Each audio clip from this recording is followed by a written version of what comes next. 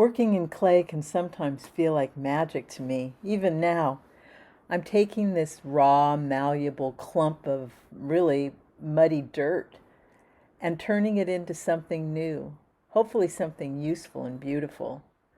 When I started working on the surface, I began to think in layers, and nature has become my source of inspiration. From the beginning of my work in clay, I was drawn to the process of sgraffito. It's this very old technique of etching through a layer of color, usually black, to reveal the clay underneath. It's like working on scratchboard or making a woodcut. Each etched line informs the next, and every single piece is different. Lately, I've been working with more color, adding even more layers to the process. It's this way of adding color, applying a resist to block out some areas, and then even going back into the design and etching or wiping away parts.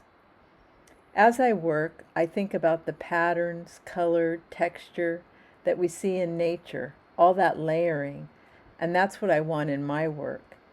It can get complex and time-consuming, but working in these layers has become second nature and keeps me so engaged with the work.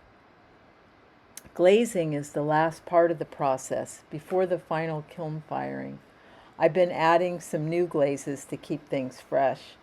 The not knowing how a glaze will come out is still a fun part of my studio practice. In every kiln load, I add a bit of risk with glaze experiments or some kind of a new idea. Again, it's the not knowing that keeps me engaged. There are new discoveries and there are still surprises.